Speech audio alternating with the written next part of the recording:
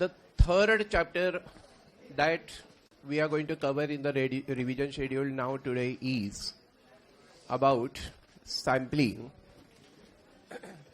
That is further expected to give you around 3 marks and very easy marks to be scored. Therefore, I want your complete concentration on the concept of what? Sampling.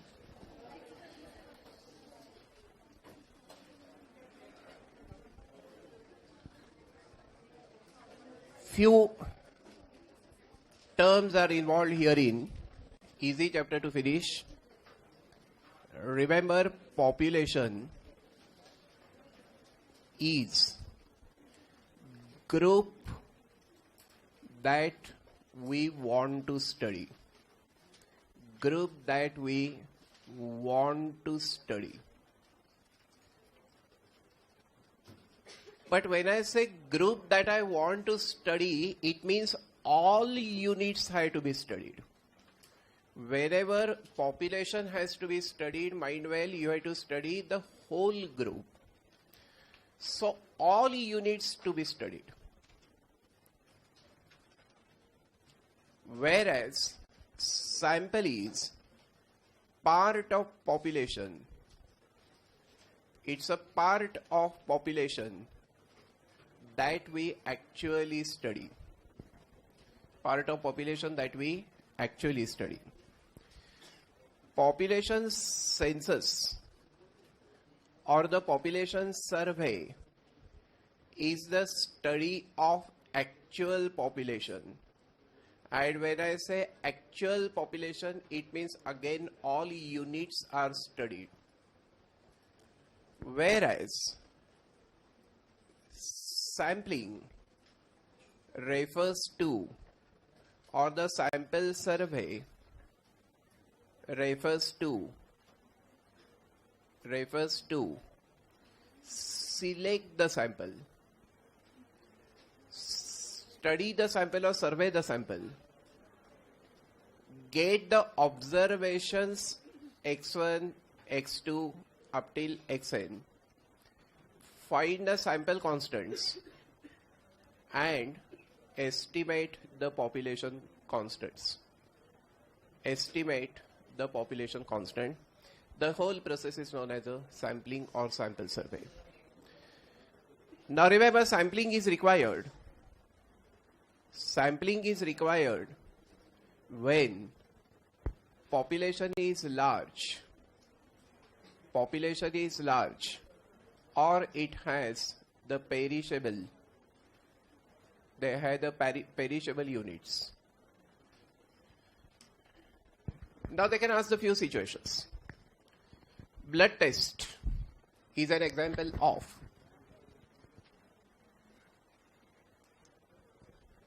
Blood test is an example of sampling because you just take a drop of blood and study it.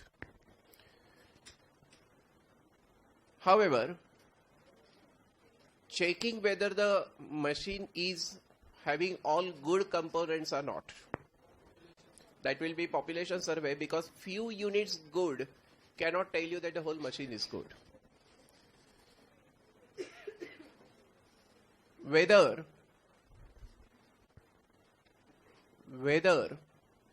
the rice is cooked or not, that is an example of sampling. But whether all students are sincere or not, when I say all students, it refers to population. And if a population census is the study of the direct population, and sample survey is the study of the part of population that is sample, and this is required especially when population is large and the population consists of the perishable units. Now, I want to study population, but I can study sample. And therefore, there are two entities here. One is population and the other is the sample. Now remember, parameter is theta. It's an unknown constant of the population and this is based on all observations. It is based on all observations, and statistic or estimator T is based on only the sample few observations. Now the population mean is mu, sample mean is x bar. Population proportion is capital P and sample proportion is small p. Population standard deviation is sigma and the sample standard deviation is s. Or the variance is s square, sigma square. Now mind well that x bar is take total upon n of x. Proportion is x people out of n people. And the sample standard deviation, actually variance is x minus x bar, the bracket square and upon n. So statistic is the function of sample observations. It is a function of sample observations. Statistic is the function of sample observations. Whereas parameter is the unknown constant of population. It is the unknown constant of population. It is the unknown constant of the population. Have the full attention. Now, the next point out here is, that was the sixth point herein. As a seventh point, remember, if I say theta equal to t, for example, mu equal to x bar, capital P equal to small p, then it is the point estimation. So in point estimation, I say that the parameter is equal to statistic. However, population is large and the sample is small, and therefore I must allow some difference between them, and this allowed difference between theta and t is nothing but the permissible error or probable error. It is nothing but the probable error, and that is nothing but the plus minus factor, how much here and there is allowed. And when you know the probable error, I will say that theta is around t, but it lies in the interval t minus probable error to t plus probable error. For example, this mu will be equal to x bar minus probable error to x bar plus probable error. This capital P is equal to small p minus probable error to small p plus probable error. Now remember, this is called LCL, this is called UCL, lower confidence limit, upper confidence limit, and this is known as confidence interval. This is confidence interval. Now remember, once the confidence interval is set up,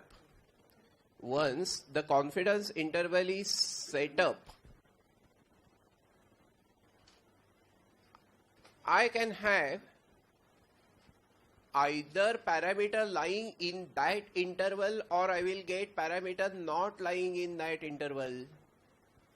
Parameter lying in that interval or the parameter not lying in that interval. And therefore, infinitely many confidence intervals can be set, because confidence level can be 99%, 98.5%, 98.7%, 98.71%, infinitely many values can be there. So infinitely many confidence intervals exist. And then 11 point, remember the percentage or probability that theta lies in the interval. Theta lies in the interval is nothing but the level of confidence LOC, which is generally 95% or 99%, although it can have any value. and a percentage or probability that theta goes out of the interval. Theta is out of the interval is nothing but level of significance LOS denoted by alpha, which therefore will be 5% or 1%. Is 5% or 1%. Once you know that, I need to find the value of Z alpha by 2. I need to find value of Z alpha by 2. And for remember, for 5% LOS, this Z alpha by 2 value is 1.96. And for 1% LOS, this alpha by Z alpha by 2 value happens to be equal to 2.58.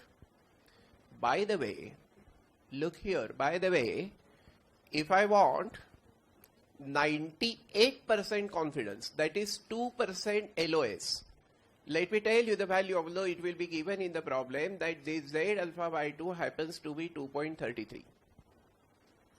And if it is 10% LOS, then this Z alpha by 2 value happens to be 1.65. You don't have to worry about it because it will be given in the problem. But then it will be given in the form phi. So they will say phi of 1.96 will be equal to some value. Now for example, this will be 0.025 and therefore it is going to be 0.975. Correct? Similarly, they will give you 2.58, then it will become 0.995. These values will be given and whatever value is given is to be taken as a Z value. Then we need to find what is called simple random sampling.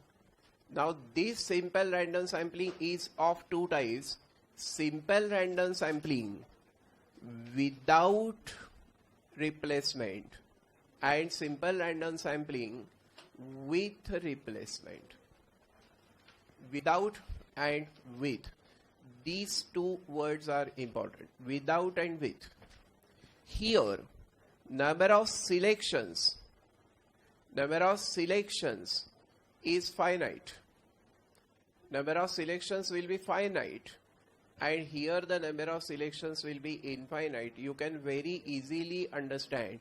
Select, throw, population will be finished, so it is finite. And select, replace, this you can do infinitely many times, therefore this is infinite. Whereas the number of samples here is capital N C small n, and the number of samples here is capital N raised to small n.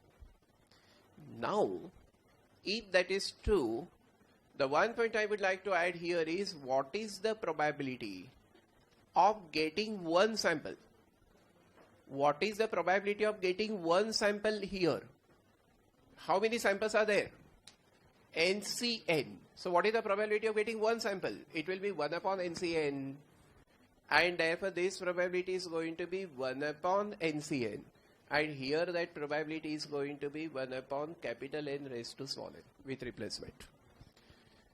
Now mind well, in SRS WOR, now suppose the population is ABCD and I want to take a sample of size only 2.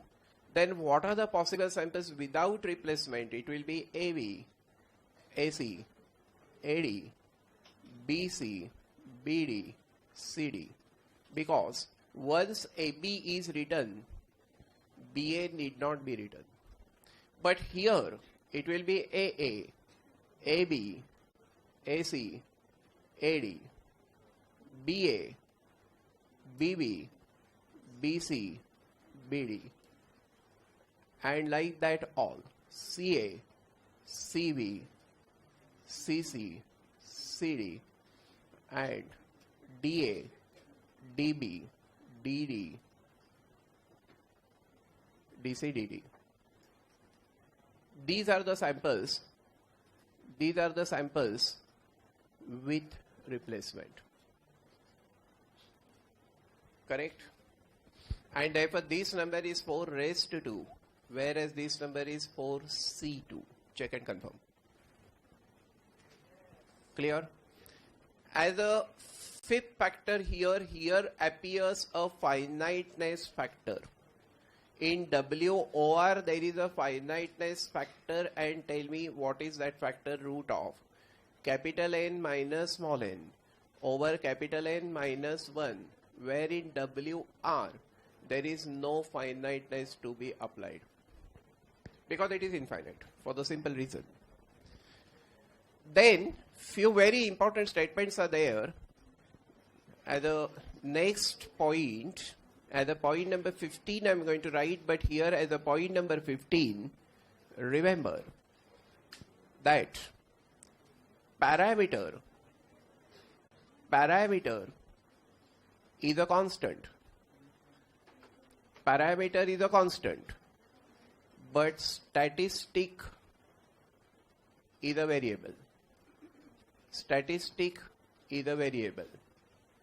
At the third point, the probability distribution of statistic is sampling distribution. And generally the sampling distribution is the normal distribution. Sampling distribution is the normal distribution. Then what should happen? Expectation of t should be equal to theta. Expectation of x bar should be equal to mu. Expectation of small p should be equal to capital P. Whereas standard deviation of statistic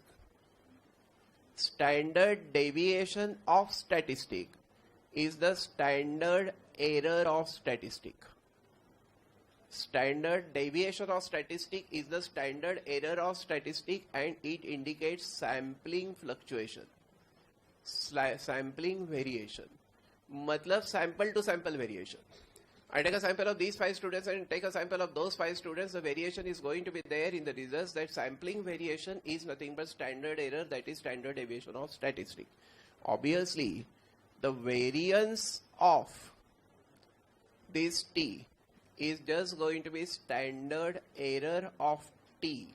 Square of that variance is a square. And then remember that the sample standard deviation S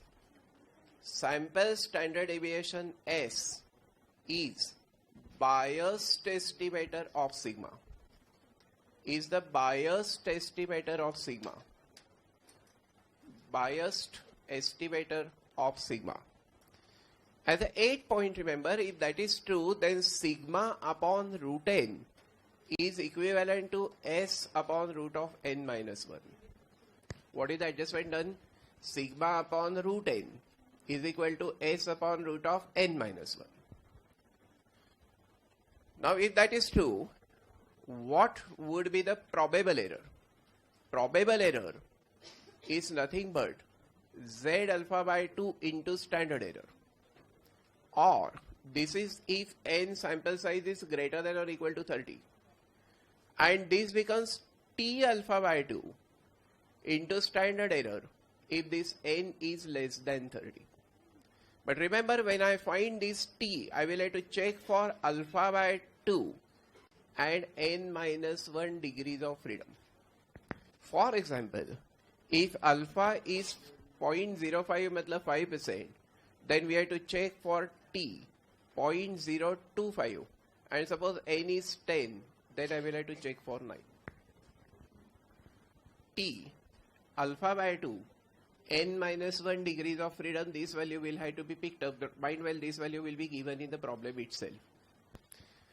Then I consider as the 10th point, if that is true, what is the probable error for mean? So we have got mean, we have got proportion. So tell me, what is the probable error for mean?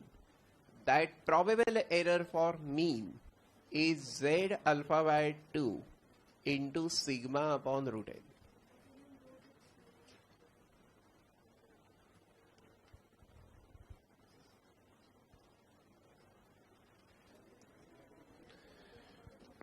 However, remember, sigma is the population standard deviation.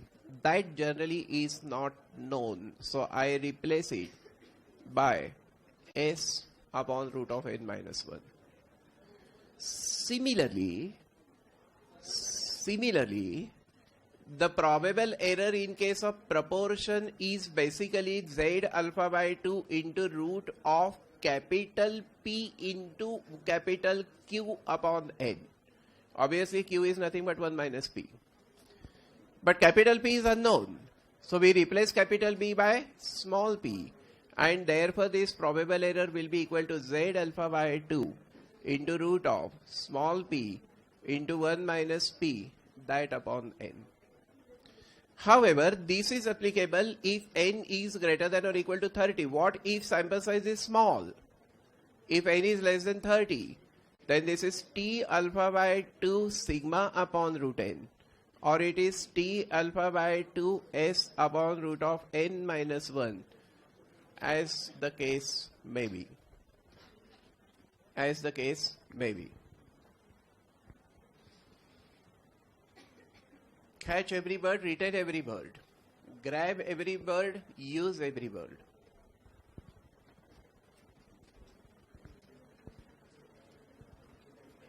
Is that clear? Sigma by root n and S by root of n minus 1. वही है ना, ये factor दोनों के लिए same ही है. ये z का सिर्फ is replaced by t. That is the only difference. हाँ, एक minute please. Out of that, this factor is nothing but the standard error. And this factor here as well, this is the standard error. So Z alpha by 2 into standard error is the probable error. Clear? Now look. In case of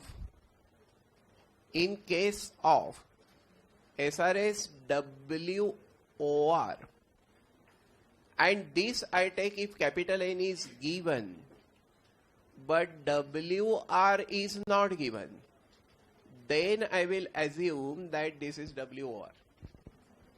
You have to multiply by the finiteness factor. Multiply by the finiteness factor root of capital N minus small n over capital N minus 1. You have to multiply by this factor. I hope you understand this. It's very simple. Now remember, if that is true, then as the 11th point, in case of mean and in case of proportion, I need to find what? Mu. And therefore mu will be equal to what? X bar minus probable error to X bar plus probable error. And in case of proportion, capital P is small p minus probable error to small p plus probable error. Now this becomes the test for, the confidence interval for proportion.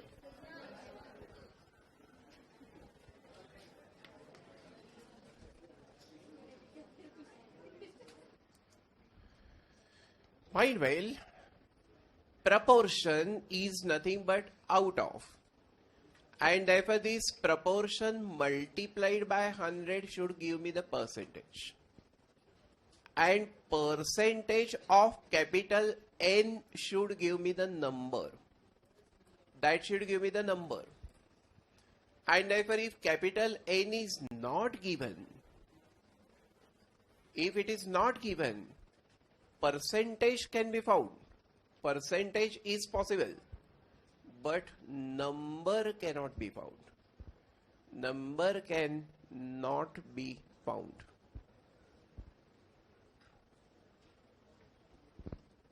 Clear? The number cannot be found. Now my point is that when you say that this is the interval, it will either lie in this interval or it will go out of the interval.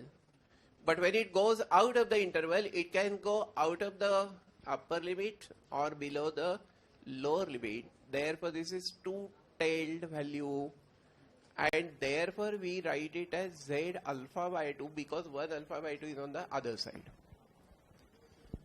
Clear? Now for example, if I say that sample of size 100 gave the mean 25, gave the variance 36, then I ask you what is 95% confidence interval for mean. I will just take one or two situations and then you will understand from that. Then tell me that this standard error will be equal to what? S upon root of n minus 1. Because this variance is nothing but s square is 36, therefore s will be 6. And if it will be 6 upon root of 100 minus 1, that is the standard error. So what will be the probable error? Probable error will be Z alpha by 2 multiplied by the standard error. So if you are considering 95%, it will be 1.96 multiplied by the standard error. And then you will say that mu will be equal to x bar minus this probable error to x bar plus this probable error. Clear? This is how the problem can be asked for the mean. They can ask only standard error, they can ask probable error, they can ask the interval completely. Whereas if I say 25 out of 500 oranges are rotten,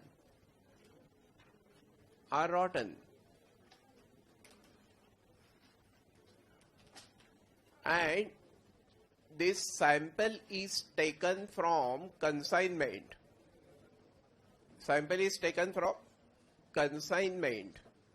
Having the population size equal to maybe 2000. Now tell me how should I go? And I want 99% confidence interval. Tell me what should I do? Well, then small n equal to 500. Capital N is given to be equal to 2000. Therefore, I will have to assume WOR. Small p will be equal to 25 divided by 500 and therefore that is going to be equal to 0.05. Then I consider standard error which will be equal to p 0.05 into 1 minus p, that is 0.95. That divided by sample size being 500. You have to multiply it by 2000 minus 500 over 2000 minus 1. And when I multiply this by 2.58, I will be getting the probable error. And then capital P will be 0.05 minus this to 0.05 plus this. And then when I say this is multiplied by 100, I will get this much percent to this much percent is the interval. And then if I want the number, it is percentage of capital N, which is 2000. So I'll get this number between which the proportion, the number will lie. Number in the population will lie. Is that clear? Okay. So that is about the mean and that is about the proportion. So one thing you have to remember, that in case if capital N is given but WR is not given, then we have to assume WOR. And when WOR is there, finiteness factor will be used, which is root of capital N minus small n over capital N minus 1. The other thing you have to notice is that proportion. Proportion into 100 will give you the percentage, and percentage of capital N will give you the number. But if capital N is not known, then you can find proportion of percentage, but you cannot find the number. And then what it means is that this lower limit is nothing but LCL and upper limit is nothing but UCL. Here also the lower limit is going to be LCL and the upper limit is going to be UCL. Is that clear? Huh. Now, if that is true, then I have another important note over here, and it's going to be quite important. That another note now is that you have LCL, you have UCL, center point is X bar. You have LCL, you have UCL, center point in case of proportion will be small p. And this difference is nothing but the probable error. Whereas this difference is probable error as well. And therefore, if the limits are given, then I will say X bar is equal to LCL plus UCL upon 2. Similarly, small p is LCL plus UCL upon 2. And then upper limit minus X bar is the probable error in both the cases. Here upper limit minus small p is the probable error. So for example, if I say that the lower limit is 0.8, for that matter lower limit here is 20 and the lower limit here is 30, then I will ask you what is the probable error for mean. Then I will say that the central value is going to be X bar. And if the central value is going to be X bar, then X bar will be 20 plus 30. That divided by 2, which is 25. And therefore probable error will be equal to 30 minus 25, which is equal to 5. So you can find that. Similarly, in case of proportion, you can find a probable error. But mind well, what is probable error? That is Z alpha by 2 into sigma upon root n. Now sometimes what happens, they will give you the probable error. They will tell you what Z alpha by 2 is. They will tell you what n is. And they will ask you the standard deviation sigma. Then from probable error, that sigma can be found whatever you want. That sigma can be found. I hope you understand this situation. Now mind well, as the next note, in case of mean, probable error will be Z alpha by 2 into sigma upon root n, whereas in this case probable error is Z alpha by 2 into root of capital P into 1 minus P upon n. Small p is just an approximation, actually it is capital P. But if that is true, I will bring this root n to this side, I will bring this root n to this side. Then you will get n equal to Z square alpha by 2 sigma square upon error square. And here you will get n equal to Z square alpha by 2 P into 1 minus P upon the error ka square. But the point is that this sigma should be given in the problem. But if capital P is given, problem is over. And therefore they give P replaced by P naught. And where this P naught is some assumed value, anticipated value, value that you feel by intuition and experience. That is P naught. So it will be P naught into 1 minus P naught upon E square. Where always remember this E is nothing but the plus minus factor here and there. So in case of mean, it is mu minus X bar, and in case of proportion, it is capital P minus small p. Capital P minus small p. So these become the formulae for determination of sample size. And therefore tell me, determination of sample size depends upon how many factors? Determination of sample size depends on how many factors? You can see here that it depends upon this being 1, this being second, and this being third. So it depends on 3 factors. Well, here as well, 1, 2, and 3 factors. And therefore the node being that the determination of sample size determination of sample size depends on always three factors. That itself is the MCQ. It depends on how many factors? Well, it depends on three factors. That becomes the MCQ.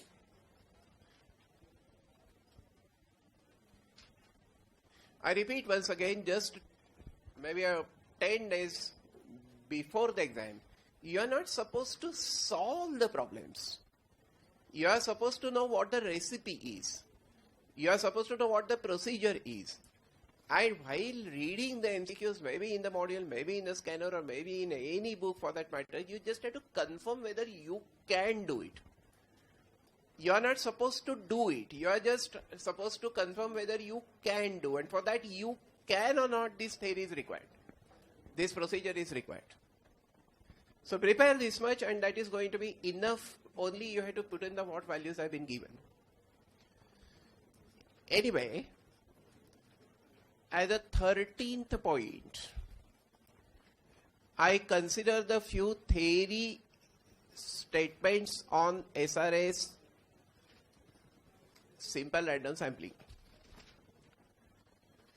What is the first note there?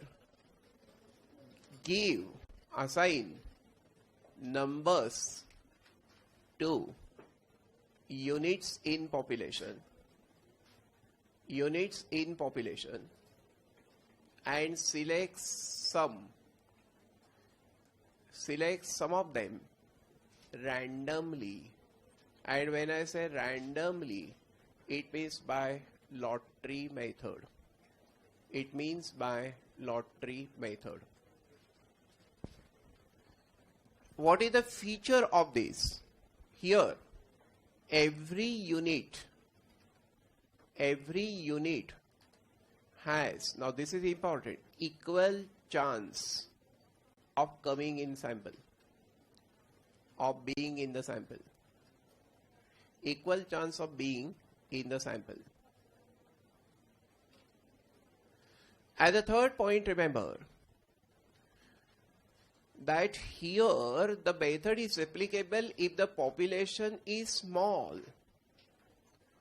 and homogeneous. Now these second and third point are important from examination point of view, but not only that, this is the probability sampling method. This is the probability sampling method. Theory questions. Probability sampling method means what?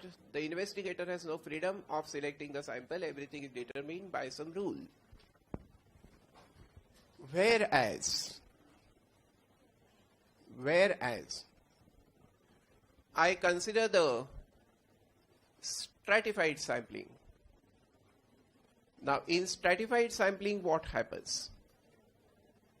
In stratified sampling, it was suggested by Neyman, therefore no, this is also known as what? Neyman sampling. And what happens in the Neyman sampling? Divide the population into strata, into sections according to religion. It could be religion. It could be languages. It can be anything, income, age, etc. And select a sample from each stratum. Select a sample from each stratum. Instead of remembering these words, you can very well understand that this population is getting divided into different strata. And from each stratum, I take few units here. But if that is true, this is useful when it is heterogeneous. When the population is heterogeneous, variation is big, so that stratification will be meaningful. As a third point, we can get an estimate of each stratum, each section, each stratum, and also of the whole population. We can get an estimate of the whole population as well as for every section of the population. That's an advantage of this. And then according to Bowley, sample size is proportional to stratum size. Bigger is the population, bigger is the sample taken. Bigger is the stratum, bigger is the sample taken. But Neyman added one more feature to that. He stayed with this argument that it should be proportional to stratum size. He continued with that. But he added one more feature, that it should depend upon the intrastratum variation. If you are taking a sample from India and if you are taking the sample from Japan, then in Japan the internal variation is lesser than India, so you have to take a bigger sample from India as compared to Japan or China. So it is proportional to both. That is according to Bowley. That is according to Neyman. So Neyman continued the argument of Bowley but added one more feature to that. And this is also a probability sampling method. This is also a probability sampling method.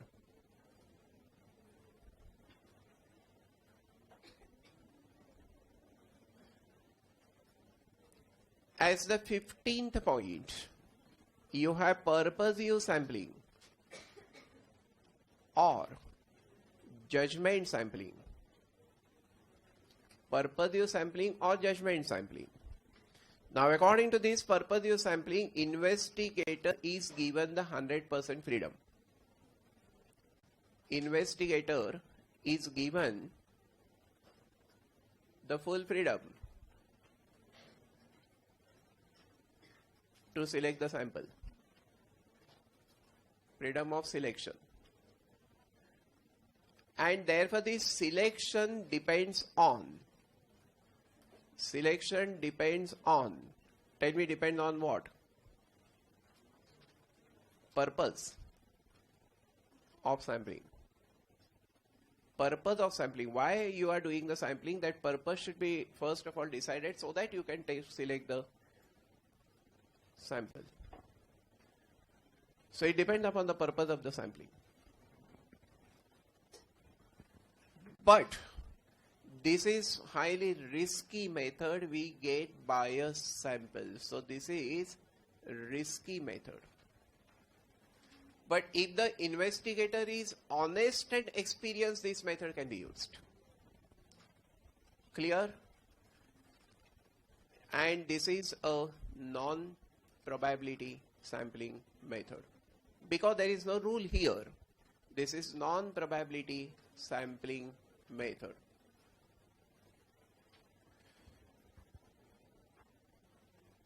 Non-probability sampling method.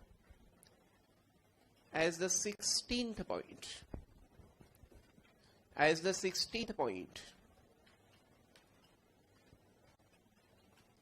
it's the systematic sampling. And in the systematic sampling, generally this is used for online production process, online manufacturing process. Then here the units are taken systematically at the interval, at some interval. Now therefore it could be first, 11, 21st at the interval of 10, or it could be first, 21st, 41st at the interval of 20. Now, interval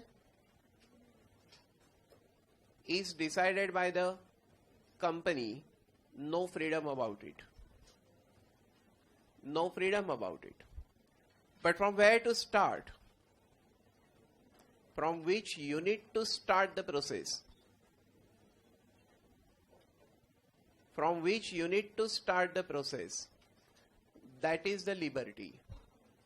And therefore, this is mixed sampling method. Therefore, this is mixed sampling method.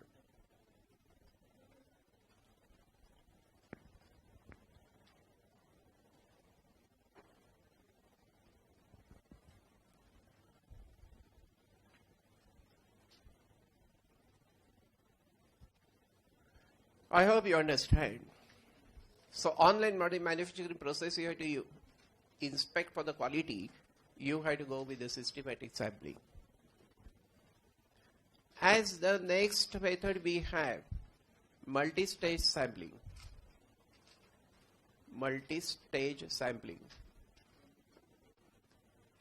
Now this is used for large geographical area. So for example, first we select the states, then we select the districts, then we select the talukas, and then we select the villages. First we select the cities, then we select the colleges, then we select the classes, then we select the divisions, and then we select the students. These are all the examples of multi-stage sampling. Sampling at various stages.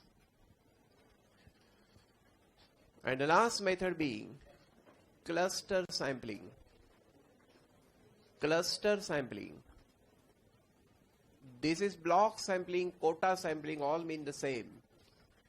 Here, the clusters, and when I say clusters, it means blocks, it means pockets, are already present, are existing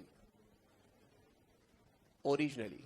In stratified sampling, you make them. Here they are existing originally. And then you take a sample from each cluster. Then you take a sample from each cluster. That is this cluster sampling. That is this block sampling. That is this area sampling. Check and confirm. All right. Then my question is,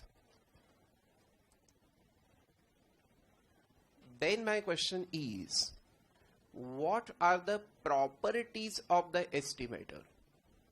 So what is going to be the 19th point herein? That is those are the properties of estimator. Properties of estimator. What are those properties? Unbiased means expectation of t equal to theta.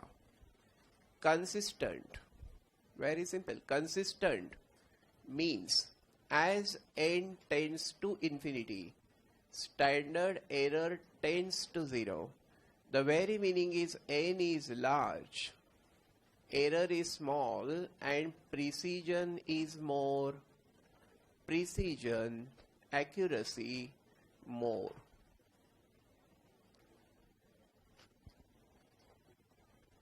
The next one is the efficiency. So efficient. This is efficient if among all statistics, among all t's, this t has minimum standard error or minimum variance. It has the minimum variance. All right. And then sufficient. Sufficient means t should give valid information of theta. Valid information of theta. Sample from Pune only can give you the valid information about the population of Pune. Sample taken from Mumbai cannot give you the valid information about Pune. So then in that case it will not be a sufficient estimator. Then remember, this sample mean x bar is all 4 types of estimators. Is all 4 types of estimator for mu, and sample proportion small p is all 4 types of estimator for capital P. All 4 types of estimator for capital P. Clear? Then remember, sampling error. Sampling error is the technical error for which investigator is responsible, and non-sampling error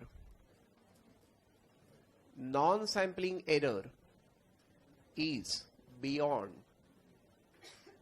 control of investigator. Beyond the control of the investigator, and at a time both can be there, both can be present. At a time both of them can be present. All right. And the last couple of points being the principles. So first of them is the principle of statistical regularity. Statistical regularity. What does it state? Population and sample of large size have on an average, not exactly, on an average means approximately, same properties, equal properties, same characteristics. Now this is nothing but principle of statistical regularity. And the principle of optimization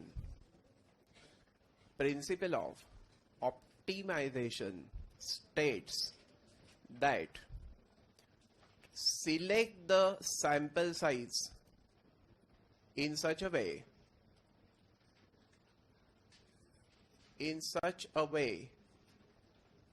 that we get